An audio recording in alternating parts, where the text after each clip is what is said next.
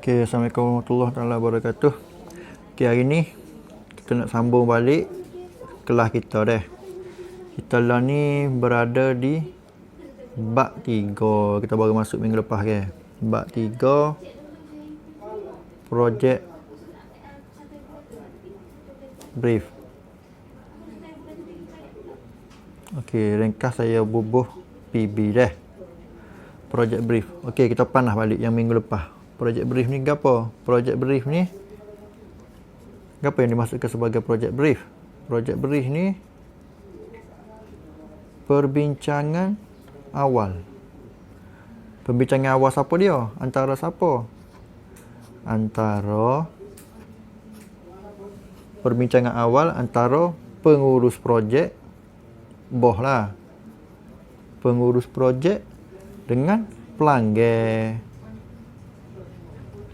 Ni, tak buat faham dah. Project brief ni apa project brief? Kalau kita tanya mula-mula, project brief ni ialah perbincangan awal antara pengurus projek dengan pelanggan. Dua orang ni je yang jumpa dah. Okey, dan pada masa yang sama project brief pula dah. Pengurus projek ni dia akan bawa siapa dia? Dia akan bawa pereka bentuk. Dia akan bawa pereka bentuk. Berapa dia akan bawa pereka bentuk? Sebabnya pereka bentuk ni lah yang akan nak mereka bentuk projek ni, yang pelanggan nak. Jadi ni lah project brief dah. Project brief ni perbincangan awal antara pengurus projek dengan pelanggan. Tu je. Jangan pula buat gibah perbincangan awal antara pereka bentuk dengan pelanggan. Bukan.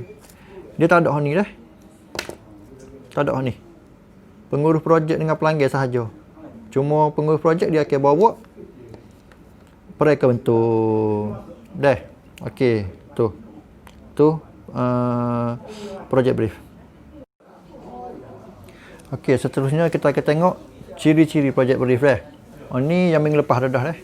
Okey, ciri-ciri project brief yang pertama kita ada tajuk projek, gambaran keseluruhan projek, perancangan dalam pengurusan projek, kriteria produk, analisis kajian reka bentuk produk dan pasaran, lakaran idea dan juga penghasilan mockup. Okey, Gano ni dia gini dah. Project brief ni pengurus dia akan jumpa pelanggan. Pada masa yang sama, pengurus projek dia akan bawa pereka bentuk. Ni, pokok dia meeting ni. Dia meeting ni dia bincang pasal apa? Dia bincang pasal benda ni. Dia bincang tajuk projek, gambaran semua ni dia akan bincang belakang. Okey, tajuk projek ni apa? Tajuk projek ni produk yang papa awak nak buat. Tu tajuk projek. Produk yang papa awak nak buat ni gano. Pelanggan nak produk gano, produk bentuk bolak ke, produk bentuk gapo ke, dia bincang sini. Lepas tu gambaran keseluruhan dia gano, pengurusan dia gano. Gambar dia tu gano. Lepas tu, apa lagi yang dia akan bincang? Perancangan dalam pengurusan projek ni. Skop hijau gano. Kos berapa ya. Masa yang diperlukan berapa bulan, berapa tahun, berapa gapo. Ni. Okey, lepas tu dia bincang apa lagi? Dia akan bincang kriteria produk. Kriteria produk ni gano. Dia guna elemen gapo produk awak tu. Elemen, contoh elemen gapo? Elemen garisan ko. Lepas tu prinsip gapo? Dia akan guna prinsip harmoni ko.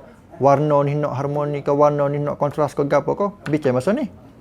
Lepas tu analisis kajian reka bentuk produk dan pasaran. Awak nak reka produk, awak kena kaji dulu produk yang ada di pasaran. Contohnya awak nak reka telefon, awak akan kaji dulu telefon yang dah ada di pasaran. Telefon lah ni gano, cah lambat penuh contohnya. Awak kena atasi benda tu, barulah produk awak boleh dijual. Okey, lepas tu lakaran idea. Bila awak ada idea, awak kena buat lakaran. Awak tak boleh sekadar royak dengan mulut. Awak kena lakar, bentuk dia gano lakar. Lakar, nak buat kereta bentuk gini, lakar baru orang boleh nampak. Last kali, penghasilan mockup. Mockup ni saya tergedah hari tu, dia ni ajukan kepada model. Sebelum awak buat model, buat mockup dulu. Ni dia semua ni bincang bersama-sama pokok ni. Dia bincang. Itulah project brief. Okey, seterusnya kita akan tengok kriteria project brief dah. Okey, kriteria dah. Ciri dia ni gano. Okey, kriteria project brief ni dia ada 1, 2, 3, 4, 5, 6, 7. Dia ada 7 dah. Awak tengok buku kita muka surat 20 dah. Okey, dia ada 7. Dia ada fungsi, persembahan, kuantiti, style, kualiti, kos, jangka masa. Okey, kita tengok sosok dah. Ingat dah. Kriteria project brief. Dah. Kita tengok yang pertama, fungsi, merujuk kepada kegunaan produk yang dihasilkan. Pereka perlu menerangkan kegunaan dan penggunaan produk tersebut. Ni fungsi. Produk awak tu awak kena tulis fungsi dia gapo. Awak buat gapo lah ni? Awak buat bake. Fungsi bake gapo? Fungsi bake untuk nak letak barang ke gapo? Tu fungsi dia. Okey, awak kena nyatakan. Okey, yang kedua pula persembahan. Okey, persembahan ni rekaan yang menarik akan menambahkan lagi keindahan estetika dan nilai sesuatu produk. Estetika ni gapo? Estetika ni comel. Comel luar deh. Okey, persembahan ni sebab bila kita buat produk, kita kena menitik beratkan salah satunya ialah luar. Sebab contoh kalau awak nak beli baju, awak kena tengok baju tu comel kau uduh dulu, betul? Bila awak tengok baju tu comel, baru awak akan pergi dekat baju tu. Baru awak akan pergi tengok kualiti kain dia sedap, kodok, betul? Jadi persembahan dia ni penting dah.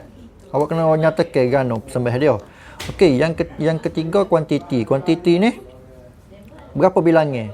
Mereka bentuk perlu tahu kuantiti yang harus dikeluarkan bagi menguji peluang pasaran produk yang dihasilkan. Awak kena tahu berapa butir yang awak nak buat.